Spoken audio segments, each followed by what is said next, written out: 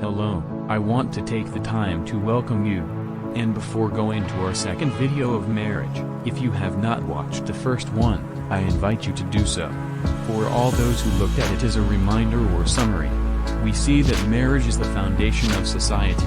Video number 2, most of us agree that healthy families are the key to a healthy society. But once again, family is only as healthy as marriage, so for the health of society our focus would have to be a healthy marriage. There are at least 2 myths to dismantle. 1. Procreation is not the primary purpose of marriage.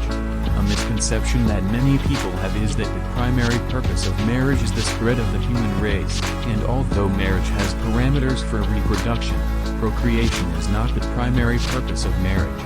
Marriage is essentially a partnership agreement, the relationship structure by which men and women, husbands and wives, come together as one. Procreation is a function of marriage, but it is not the primary one. Let's face it, in today's society, marriage is not necessary for procreation. Today single men and women have no problem reproducing. In many parts of the world the number of births out of wedlock is greater than the number of babies of married women. This is one of the reasons why professionals are concerned, because at this rate, in the near future, the global population will grow beyond the Earth's capacity to sustain. Contrary to this common misconception that marriage is primarily about having children, marriage actually serves to curb excessive reproduction. We will mention 2 reasons for this. First, the social and moral requirement to marry before having children is still important. Most people are still sensitive to the respectability of marriage, and that respect retains excessive procreation. Second, married couples who take their responsibilities seriously try not to conceive and give birth to more children than they can adequately love and care for, undergoing advanced family planning. I want to clarify that abortion is not family planning, nor is medical intervention. Abortion is much more than ending a life, is the intentional destruction of potential. It is the death of destiny and interference in divine protocol. On the contrary, true family planning is a mature and responsible administration. Another common misunderstanding is that marriage exists for the purpose of legitimizing sexual relations. Marriage should never be compared to sex, because sex is not the primary objective of marriage. Sexual union is not and has never been the same as marital union. Marriage is a union that implies and involves sexual union as the establishment of a blood covenant, and pleasure, but it is not the same. Marriage implies a commitment. Sex is part of this commitment. It is a 100% physical response to physiological and biochemical stimuli. In other words, sex is an expression of commitment within marriage. Studies reveal that in percentage only 1% of marriage is sex, the remaining 99% it's ordinary, and everyday life. If we marry for sex, we will have a life full of frustration. Not only that, I must also emphasize that this is one of the greatest reasons for adultery. On this it is worth mentioning that the idea that adultery breaks a marriage is totally false. Sex with its 1% is not enough to create a marriage, so it cannot destroy it. Adultery is a very strong blow and a legitimate reason for divorce. Even so, it is not automatic.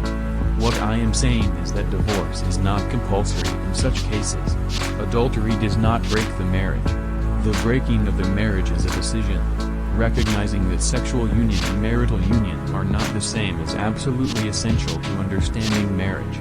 So since marriage is not sexual union, the absence of sexual activity can never break a marriage, nor will its presence alone turn a relationship into a marriage.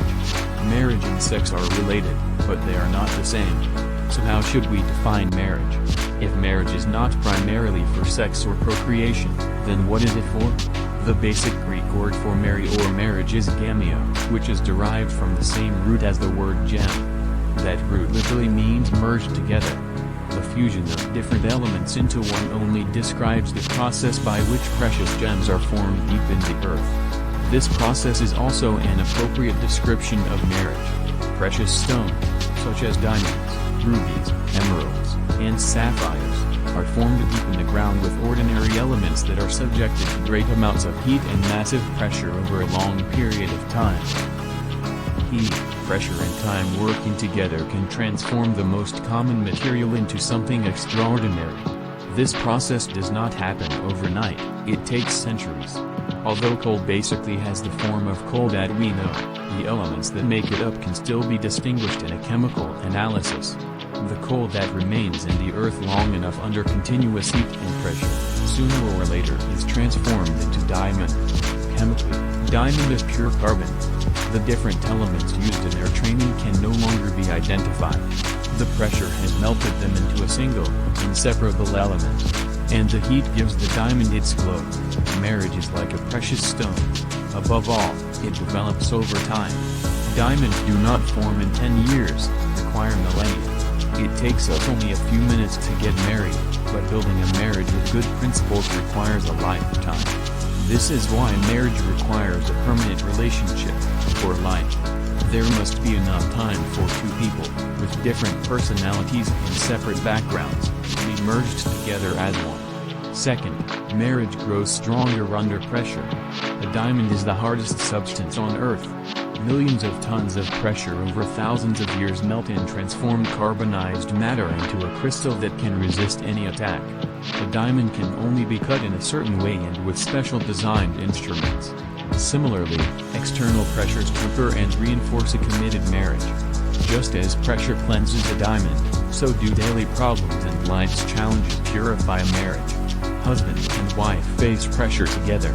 The more difficult the problems become, their union becomes stronger in the day-to-day, so that under pressure they become so rigid that nothing can break them. Now marriages without this great truth would be in danger, because when things get difficult, couples get hurt, because the heat and pressure of life divides them. Ironically, it is the same heat and pressure that melts a committed couple, so that their marriage becomes stronger and stronger, until they are inseparable and unbreakable. Finally emphasize that this is the reason why those of you who have permanent marriages can experience great confidence in each other. Until our next video.